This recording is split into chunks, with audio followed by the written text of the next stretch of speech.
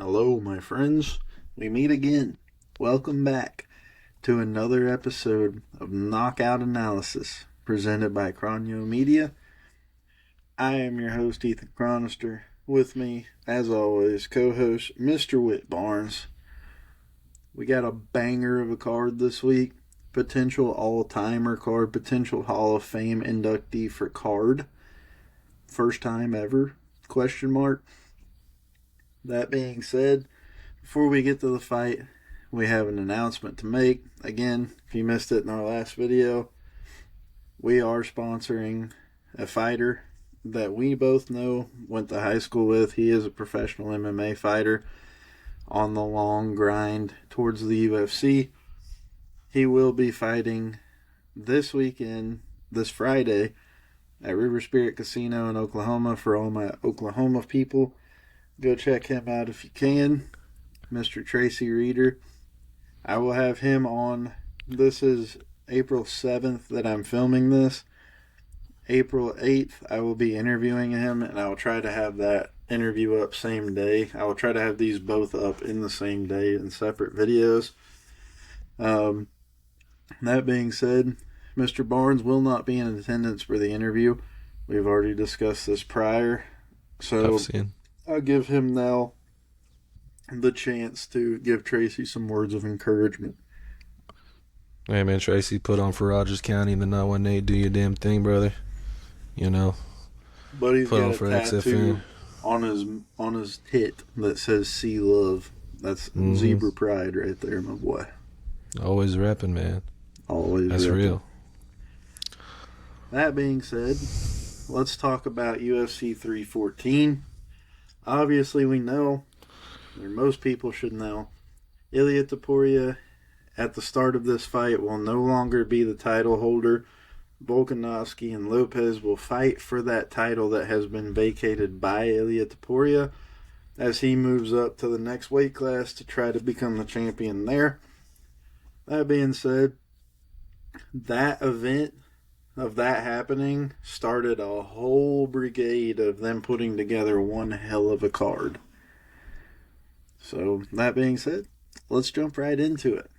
Whit, you got first fight. Go ahead and tell us. Well, man, the good thing about this card, being this weekend is we get to forget about UFC Vegas 105. Oh my God. Torres Finney landed 4 significant strikes and won a fight this weekend, and I'm glad we get to wash it down with Nora Cornhole and Haley Cowan. The rare, unranked women's bantamweight fight. I'm going to keep it short. I think Nora Cornhole is going to win this fight. Haley Cowan has fought like one time in the last 4 years, I think. I'm going to fact check that. Now, this is her first fight in 2 years. This is her second fight in the UFC. She's not super active. Nora Cornhole's been a lot more active. They're about the same age. I don't know if you said it or not, but Nora Cornhole is ranked. She's number 13. Oh, she is ranked? Oh, damn. I thought this was a rare, unranked women's bantamweight fight. Wow. But now Nora Cornhole is ranked. One of the 30 people in this division that are ranked. But yeah, one of the 15 of the 30.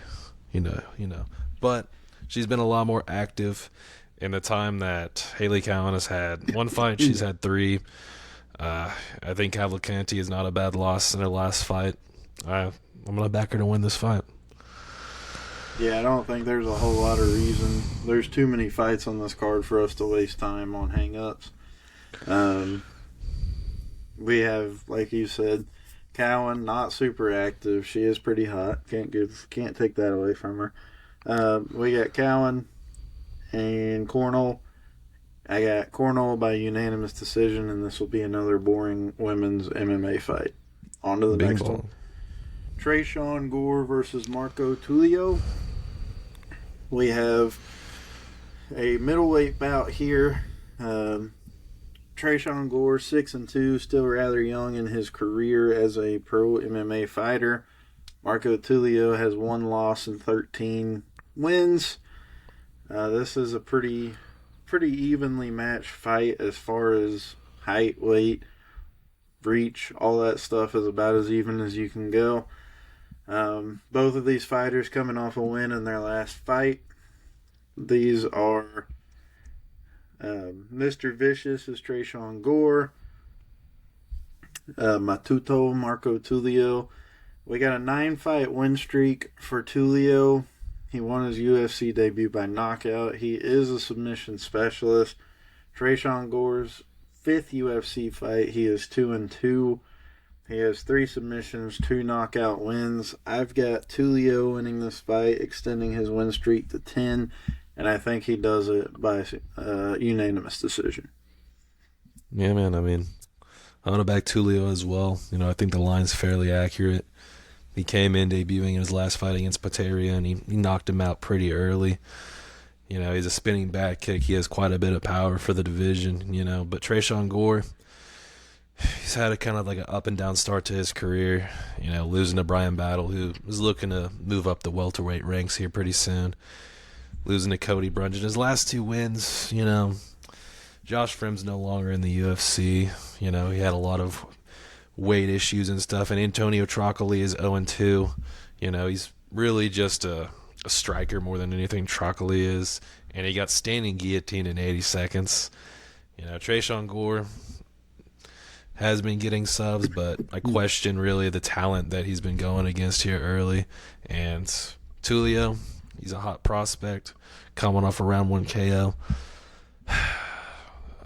I think this is going to be a decision, though, or a late knockout for Tulio. I could see like a 29-28 decision. Tresean controls him for a round. Yeah, I'm sticking with the. Like I said, I got unanimous decision for Tulio on this one. I think that fight's gonna be an interesting one. And speaking of interesting, this next fight, the first Tibetan fighter, Sumu Darje versus Mitch Raposa, the Tibetan Eagle, 16-7 record against Raposo with a 9-2 record. 3-inch height advantage for the Tibetan Eagle. These guys are flyweights. Obviously, they are very small, 125 pounds. Sumadarje is not on a good tear. He has lost his last 3 fights. He does have 13 career professional wins by knockout. But if you get this guy on the ground in any kind of submission situation, he is terrible. He is 1-6 in submission finishes. That doesn't fare well against a guy like Raposo that has 7 finishes in 9 fights, 3 of which by submission. And this guy did make his UFC debut, but he lost to Whit's Pookie Bear, Andre Lima. So that being said, I'm actually going to give this fight to Sumu Darje, and I think he wins by unanimous decision. Yeah, man. I mean, Sumu Darje has had a little bit of a rough run, but it's been against good competition, Matt Chanel, Tim Elliott, they're a little bit aged at this point, and they're kind of forgotten about, but were once highly touted in this division. And, it was a recent fight with Charles Johnson. I think it was very competitive despite the loss. Mitch Raposo, he picked up that fight with Andre Lima on fairly short notice, but that was not a split decision fight. I've seen a lot of people say, oh, well, I think he's going to beat Sumu Darje because he went to a split decision with Andre Lima, and Andre Lima's a dog. I'm just going to say right now, man, that fight was in New Jersey. Mitch Raposo, I think, is like from that Massachusetts, New Jersey area. My heart of hearts, I think one of those. All this stuff that Whit is saying is very well documented in our first episode, where it was, in fact, Andre Lima fight week. Mm-hmm. Indeed. Like, this is like a fight I very closely watched and all that, and I don't think Mitch Raposo won a round of that fight, truthfully. And the other judges, I believe, agree with me. He was just not on that level. I think Sumu Darje has stepped down in competition for him, but I just really don't believe that he's going to be able to rise to the occasion here in his home country, his motherland, the United States. I'm going to take Sumu Darje. I don't think Sumu Darje is going to finish him, But I think this is going to be another close, like 29-28 decision. Could be a split one, you know. All right, well, you lead us to the next one. This one's an Well, interesting one. This is an interesting fight. But what's also interesting is the fact that we are 3 fights in and we haven't disagreed yet. mm-mm. I have a feeling it's going to change here before the end of this card. Oh, But yeah. for now, we got Michael Olajayshuk and Cedricus Dumas, man. This has fight of the night potential. Mm-hmm. Truthfully, these guys throw, especially Michael Olajayshuk. He throws like this dude kind of screws himself over because he is aggressive and he will march towards you because he knocks down Kevin Holland in that fight and he walks straight into an armbar. Walks straight into the damn armbar. You know, and that's kind of the Achilles heel of Olajayshuk because he's been in there with some great guys at light heavyweight, great guys at middleweight. And, you know, they look at the 3-fight losing streak. Kevin Holland, for what it's worth, is one of those. Michel Pereira, ranked in the division. Shaur Magomedov, formerly undefeated and ranked in the division. And that was a close fight in the region that Shaur is from. And also, he knocked out Chidi Njokwani, who recently had a victory. You know, he's been in there with a bunch of different guys. He has a lot of experience. These guys are the same age. Cedricus Dumas, you know, he does have a submission. I watched his Contender Series fight to watch the submission. That guy walked straight into a standing guillotine, literally a minute into the fight. You know, I would love to sit here and say with confidence, Olajayshuk's not going to do that, but you never know. I think that's his path to victory is Olajayshuk once again walking into a sub, but I don't think he's going to be able to beat him on the feet, especially considering his last performance against Denis Tululin, who's just a really low-level fighter out of Russia. So I'm going to rock with Olajayshuk. I really like the line on this one. I think there's a lot of value in Olajayshuk, even though he is a 2-1 favorite. Well, we got Cedricus the Reaper Dumas versus Michael Hussar Olajayshuk. We gotta look at the unfortunates of this. You just touched on it. Olajayshuk is 1-4 in his last 5 fights. When it comes to submissions, he is no better than Tibetan Eagle. He is 1-6 in submission finishes, so not great submission defense. However, 19 professional wins, 14 of them have come by knockout. So, as to your credit, he does throw. Now, here's the interesting part. All of Cedricus' wins in the UFC have been by unanimous decision. He has not finished anyone in his UFC career yet. That does not leave much of a good taste in the mouths of the UFC fans. That being said, I'm still going to give this fight to Dumas. I think he wins this fight by split decision, and I think it's pretty close. But I got Dumas by split decision. Moving on to the next fight, we have Darren the Damage Elkins versus Julian Juicy J. Rosa. This is an absolute battle of veterans. You can't get much more veteran than Darren Elkins. This dude fought Charles Oliveira in 2010 and has not left the UFC roster since. This dude has been fighting in the UFC for 15 years. That being said, he has compiled in his 15 years a record of 19-10 in the UFC. He is 3-2 in his last 5 fights. Again, been on the roster since 2010. Then we go to Juicy J, Julian Rosa. This is his second time in the UFC. He was in there previously, lost a fight, seems to have gotten cut, and then worked his way back into the UFC. Julian Rosa is 14-0 in submissions finishes, but he is 11-8 when it comes to knockouts. Now that would strike fear into your heart if you were fighting someone like Olajayshuk, who has 14 wins or 14 knockouts and 19 wins. But Darren Elkins is not that. He's not like that. He has 9 knockouts and however many wins. I think he's got 29 wins. He has 9 knockouts and 5 submissions. So 16 of his fights have been decision fights. He's not a finisher.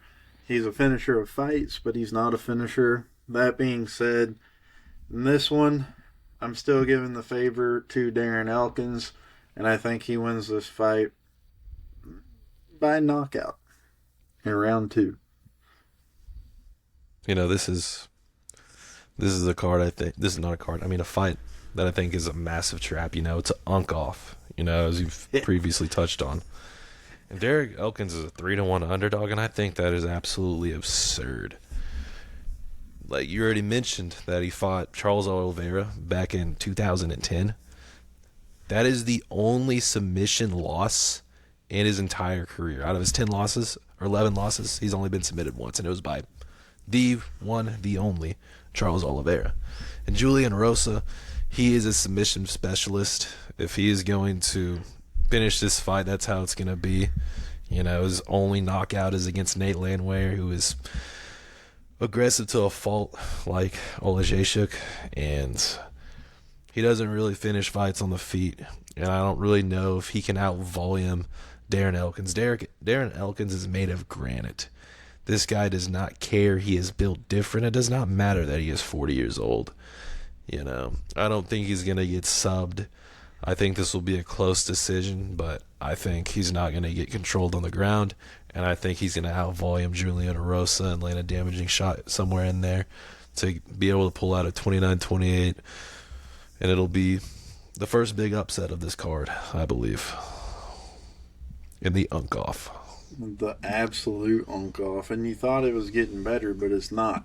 Because we have Jim A10 Miller versus Chase Hooper. Chase the Dream Hooper. We have an unk fighting a jit, if you will. Mm-hmm. Jim Miller, kids would say. Same situation, except for he's been on the UFC roster since 2008. He is 27-17 in the UFC. He has 21-3 record when it comes to submission finishes. You flip that over to Mr. Hooper. 7-3 in the UFC, 4-fight win streak. 8-0 when it comes to submissions. I don't put too much stock into this one. Jim Miller is a very seasoned veteran of the sport, but I have Chase Hooper winning this fight by submission in the 3rd round. I mean, this is another fight I think the line is absurd on. I went back and forth with this fight the whole entire week. But there's some level of analytics to where I have to pick Chase Hooper because he is 16 years younger than the guy.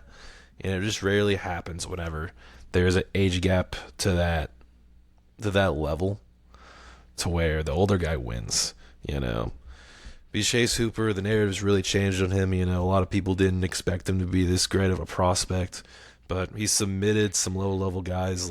He submitted 42-year-old Clay Guida. Clay Guida has 22 losses, and he's been submitted 10 times in his career. I think he's prone to being submitted, and Borshev hasn't had a great UFC run either. They want to promote this guy. He's young, and, I appreciate that, but I don't think he's the highest level of striker.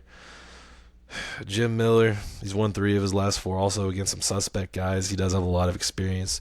He's been fighting in the UFC since we were in the 3rd grade, It's impressive.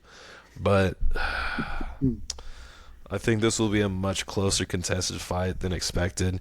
When you're a 10-1 favorite, usually a finish is expected, but when your only 3 submission losses are to Michael Chiesa, Charles Oliveira, and Nate Diaz, it takes a whole lot to submit a guy like Jim Miller. Chase Hooper does that. I think the hype train will continue, and I'll believe a little bit more. I will back him to win this fight. I think it'll be by decision. All right. Next fight up is number 1 ranked Jean, I don't fucking know. versus Verna Jandiroba. We have the number 1 ranked women's strawweight contender facing the number 3 ranked strawweight contender. Great, she doesn't even have a nickname for me to call her. That's sick. We have the first women's fight that we can actually talk about in pretty much every single card that we've been talking about. We have, again, as previously mentioned, the number 1 ranked contender. She will just now be known as Yawn for me because I'm not even going to bother. She is the number 1 contender, but she is an underdog in this fight, which is very interesting. She lost. She had a chance at the title. She lost. Her last fight, she fought Tabitha Ricci, nicknamed Baby Shark from Brazil.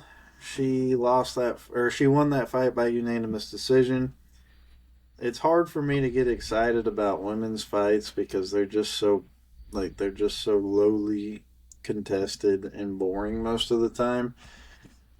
However, her opponent, Verna Jandiroba, 21-3. She has 1 career knockout and 14-0 when it comes to submissions. She is 100% a submission specialist. She is 36 years old. She looks like Sony Michelle, and that's the best way that I can put it. If you're a sports fan, you'll understand what I mean when I say that. That being said, I'm going with the line on this one. I got Jandiroba to win this fight by submission in round 2. Yeah, Sony Michelle, man. If you're a woman and you look like Sony Michelle and you're fighting, I think that's the only explanation that's really needed. But no, I mean, I watched the Limos fight whenever it was on last summer. Limos is a good fighter. She's a black belt. She recently had a win on a pay-per-view. Pretty convincing win, too. She's not an easy person to submit. So I'm going to have to rock with Jandiroba. I think she's on her tear right now. She's looking to get a title shot. She's getting up there in age. Yan, best of luck to you. But Brennan Jandiroba, I think she's going to put you in a nasty armbar here in about the second round. Very good. I will let you do the next one. Dan 50K Ige and Sean the Sniper Woodson. Sean Woodson looked great in his last fight. And for those of you who don't know, this guy is 6'2" and he cuts to 145. I cannot imagine how brutal that weight cut is for him. He's went out there. He's beating some decent guys. Yusuf Zalal is a win that's aging great. I think that was Zalal's first stint in the UFC when he was getting checked by pretty much everybody before he became the fighter he is now. But, he had a knockout win against Padilla on the Tampa card, and a lot of people were super impressed. He called for a ranked fight. He got his ranked fight, and I think he's barking up the wrong tree with this one, because Danny Ige, despite his record, he is very, very good. He's went up against some very good guys. He took Diego Lopez on 3 hours' notice, which a lot of people really know and respect. He took a round off Diego Lopez as well. Almost knocked out Lerone Murphy. Knocked out Andre Philly. He's been in there with the who's who of the contenders of this division. I think he's going to be able to find an angle early in this fight, and I think he's going to knock out Sean Woodson. If that punch that he threw on Lerone Murphy lands on Sean Woodson, I think Sean Woodson folds, literally folds like a chair and when he gets knocked out. And I think the line is ridiculous. I think people are siding with Woodson entirely because he's 13-1 and they see Danny Ige's 18-9. I think Danny Ige is going to knock him out first round. Like you previously stated right there, 2-3 in his last 5 fights, but his losses came to Lerone Murphy, who just won last card, Diego Lopez, who's fighting for a title on this card, Bryce Mitchell, the 13th ranked prospect in this division. So he's lost again to the who's who's of this division. He's no slouch by any means. John Woodson, like you said, the sniper. He's won 4 of his last 5. He had a draw. In my opinion, if you have a draw, you lost, so you're 4-1. That being said, I'm going to go ahead and rock with Sean Woodson on this. I think that he wins this fight by unanimous decision. I see no finish in this fight. Hell yeah.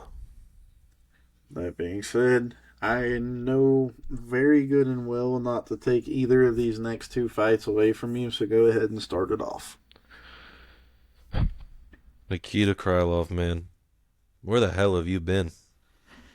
Where the hell have you been for the last 2 years, big guy? This man took a long layoff. He's on a 4-fight win streak, I believe. Yeah, no, 3-fight win streak against Gustafsson. Ozdemir and Spann, submitting Spann before literally going on a crazy long hiatus. This dude was in the UFC when he was 20 years old. Gets cut despite winning 5 of 6. Goes and wins a belt on the regional scene, comes back. And, dude, I think with the state of this division, he was there at the peak of the division, of the light heavyweight with John Jones, Gustafsson, Cormier, Ozdemir, and he beat Ozdemir recently. I think he has a shot. I think he's a fight or 2 away from the belt. I think that Dominic Reyes on the other side over here, he went on a long losing streak after that John Jones fight, which I think really damaged him and affected his confidence. A lot of people think that he should have won the John Jones fight. I'm kind of impartial to it, but he gets a shot against Blachowicz, gets starched. Yuri Prochazka hits him with a highlight reel spinning KO, and then Ryan Spann, knocks him out. And his team's probably telling him, hey, man, you're getting knocked out by everybody. It's probably about time for you to retire, And he did have 2 pretty good wins here over the last year. Beating Dustin Jacoby, beating Anthony Smith. Anthony Smith's coach just died 2 days before that fight, and he was crying on the way to the ring, but a win's a win. I think Dominic Reyes is way too orthodox of a fighter. I think his style is too basic to get in there with a guy like Krylov, who has crazy strikes of his own. I believe he is going to get submitted in the second round. I agree with you on everything except for the submission. I think Nikita Krylov wins this fight by first round knockout, and Whit gets bricked up because he's a light heavyweight enjoyer, as previously stated in our very first podcast of Knockout Analysis. Go ahead and move us on to the next one. I know you are absolutely bricked right now. I used to pray for times like this, man. I used to pray for times like this. Patricio Pitbull, man. The greatest Bellator fighter of all time has arrived. Has arrived to the Ultimate Fighting Championship, and he immediately gets to fight a guy top 5 in this division. He doesn't really need much more of an intro than that, Yair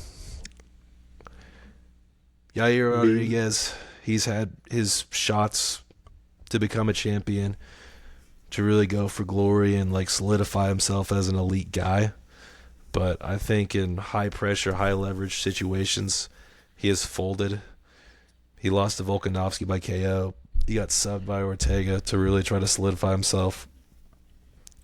He has everything to lose in this fight.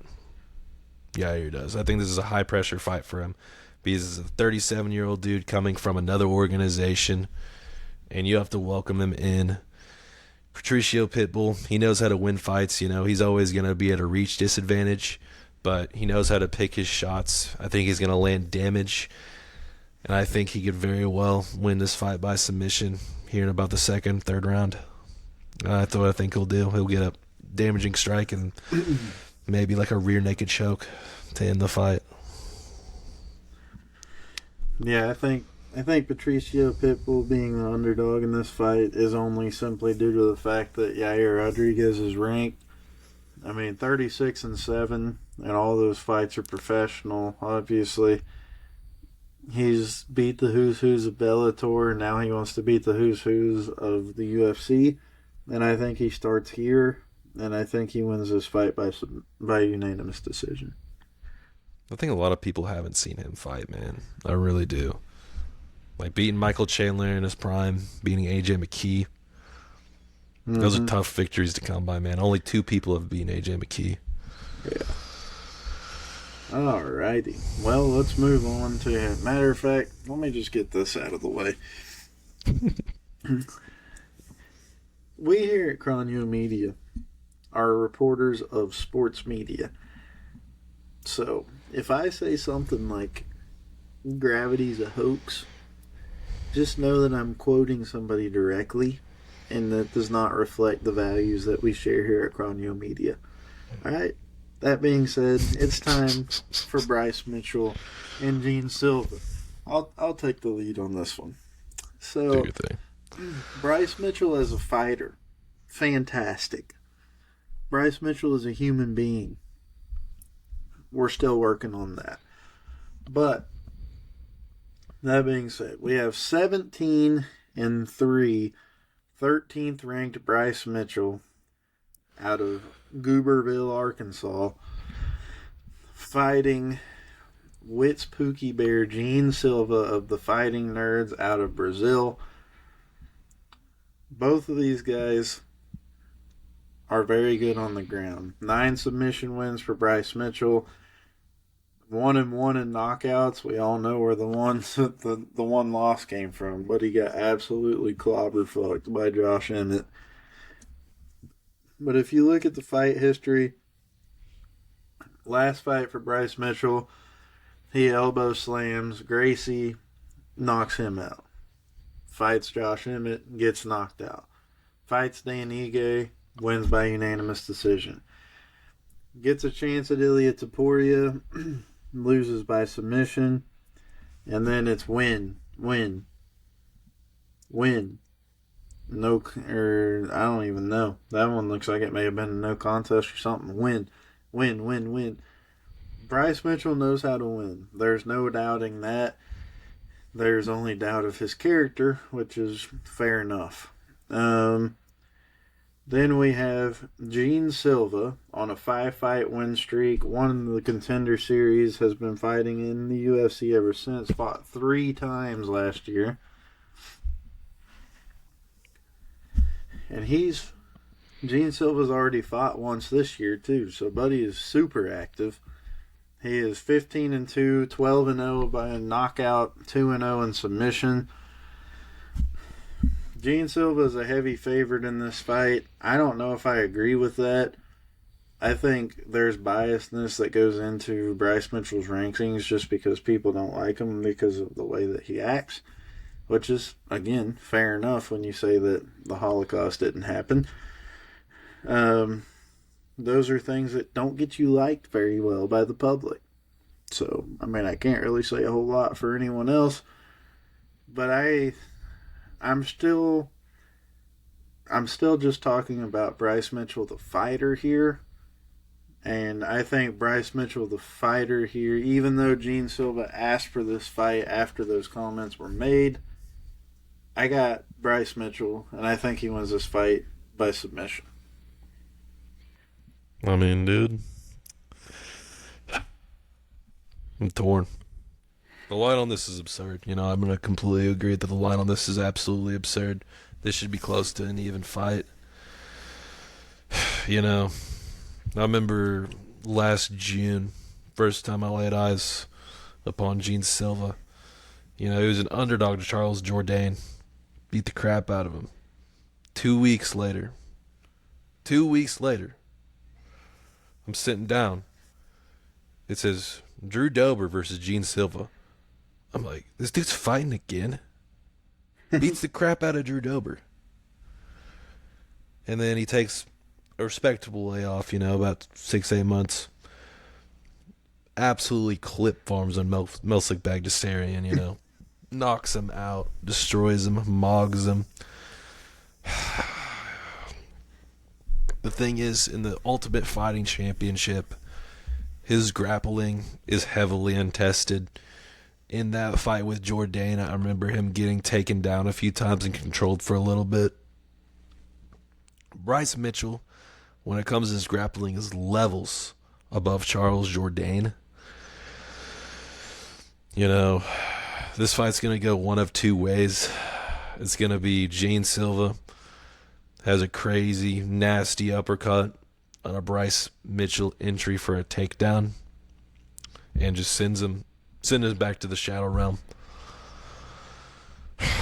Bryce Mitchell smudges this dude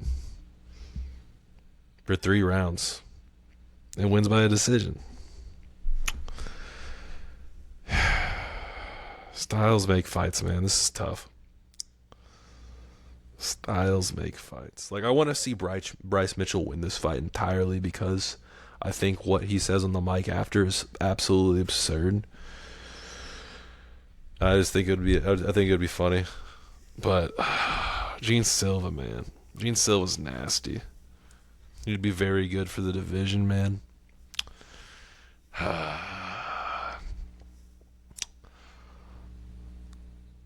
going to go Gene Silva with like a 5 out of 10 confidence.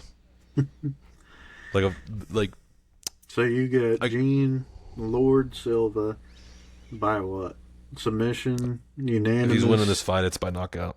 It's by early knockout, and that's what I'm gonna rock with. And I got Mr. Bryce Thug Nasty Mitchell winning this fight by unanimous decision. The Thug.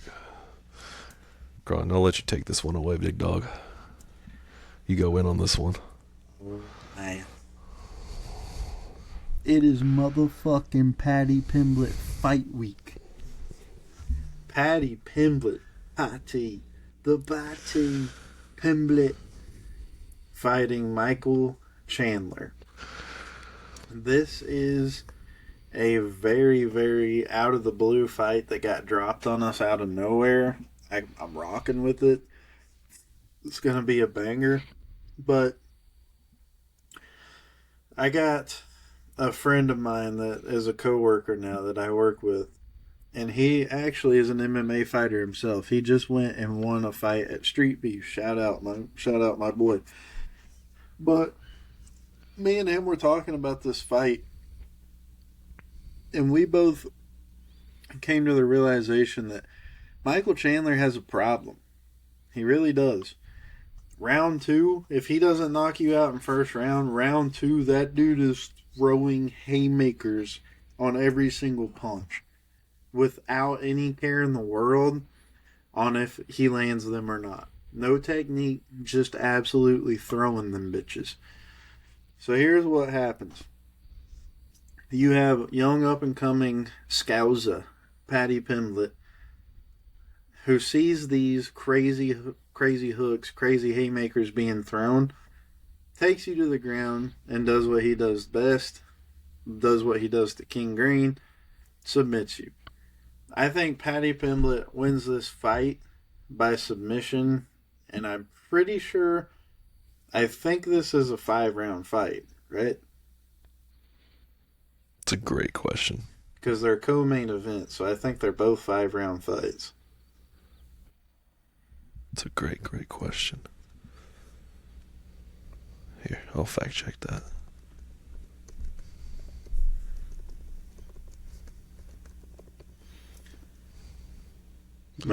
Yep. 5-round co-main event.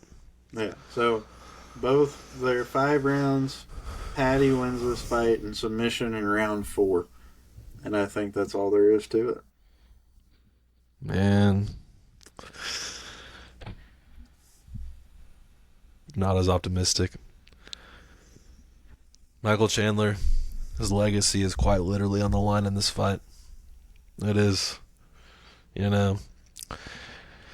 And like you kind of touched on, his fight IQ, despite the fact that he's a multi-time Bellator champion, his fight IQ is questionable in many situations. You know, it's gotten him into trouble. You know, he lost to Will Brooks twice in Bellator. Not the best loss, you know. They got him in trouble in his title fight against Oliveira. Got him in a standing TKO pretty early in that fight.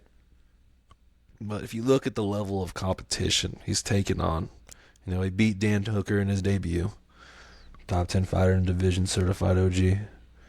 He's fought Charles Oliveira twice, got standing TKO'd. He went 3 rounds with Gaethje, knocked out Tony Ferguson, a common opponent that these guys have. Then top 4 Justin Poirier, and then he fights. I don't know how he got the fight again with Charles Oliveira. Don't ask me how he got the fight. You know, blows my mind. But he went 5 rounds and didn't get submitted by one of the most decorated submission artists and most decorated fighters in this division of all time. You know, and that's Paddy Pimblett's path to victory in his first ever UFC 5-round fight. I'm not optimistic that he's going to be able to get that done. You know, the striking, he looked competitive against 40-year-old Tony Ferguson. In the striking, he smudged Tony Ferguson. He out-wrestled him to victory. You know, he did his thing in that fight, 30-27'd him. But for the few, you know, minutes that I was standing, it was competitive. But Michael Chandler, man, he's either going to absolutely play up or fight up to the guys he's fighting against, or he's going to fight down. You know, I think, damn, it's another one of these. It's another one of these. Fuck it. Let's get to the main event. I'm taking Michael Chandler by knockout, 2nd round. That's crazy. Meaty hook. Scouser. Don't get knocked Meaty out. hook. He really hasn't been knocked out. Nope. I don't even think he's been knocked down. Yeah, no idea Cheeto whether he Vera has type or not. shit. Anyways, you get the main event. These seem like 2 Whit guys. We come from a land down under, yeah. Alexander Volkanovski, the greatest featherweight of all time, versus the up-and-coming Diego Lopez, you know. Definitely thought he was Mexican, by the way. But yeah, we do have the Brazilian Diego Lopez. Calm down, guys. I did pick Bryce Mitchell to win. Give me some slack. Rubbing off on me already. He went on a little bit of a finishing streak. Diego Lopez did, you know, before he fought Danny Ye and Brian Ortega. Brian Ortega is an impressive win. You know, people are shitting on Brian Ortega right now, saying he's washed and he's a bum, when he's absolutely still a top 5 fighter in this division. Submission artist, decent on the feet. You know, Diego Lopez made it look pretty easy, and that's why I think he's getting this shot over Amalsar Evloev, who quite literally couldn't finish a fly in a fight. You know, Alexander Volkanovski needs no introduction. This is his, let me count real quick. 1, 2, 3, 4, 5, 6, 7, 8, 9. This is his 10th title fight since 2019. His 10th title fight. You know, he's went out there. He beat Max Holloway 3 times. He's been in there with Islam Makhachev 2 times. You know, one of them was on short notice, and that fight really, I think, affected his career and how much he has left in the tank with that knockout. But that being said, that was Islam's toughest fight. He's a pound-for-pound #1 fighter, and Volkanovski's wrestling and his distant management is absolutely world class. He's been here before. He's been in 5-round situations on at least 10 occasions here. And Diego Lopez is pretty green. You know, he loses a lot of his energy in the first round of the fight. He really goes for it. He throws a lot of meaty hooks. And he really likes to throw a lot of overhand and a lot of power early. And if you're doing that against a seasoned veteran like Volkanovski, it's just not going to work out. I think that Volkanovski's going to get a late TKO, late KO here, about 3rd, 4th round against Diego Lopez. Diego Lopez might have his day one day here down the line, but I don't think it's going to be today against Volkanovski, as he was the first ever champion in this division over the age of 35. Yeah, I mean, it's hard to take away anything away from Volkanovski and how good that he's been over the course of his career. Ortega, again, like you said, for Lopez, that fight, take it for what you want. But how about the other 4 fights behind it that he's also won? Volkanovski, 2-3 in his last 3 fights, or his last 5 fights, but they have all been something to do with the title. He beats Max Holloway, loses to Makachev. Rodriguez, he beats, loses to Makachev. And then he loses to Ilya Taporia. And now we're here. This being said, I'm going to go ahead and rock with Diego Lopez in this fight. I don't see a knockout in this fight. I see this fight going all the way to the end, and I see Diego Lopez winning by split decision. Diego. That being said, we have concluded our predictions for UFC 314. Sorry to any of you that got debated on Instagram. They had a post going around that MMA fans were freaking the fuck out about, saying that the Nick Diaz was taking a fight in this card on short notice. Everyone was freaking the fuck out. But it was an April Fool's joke. They got debated. So sorry if you got debated by that.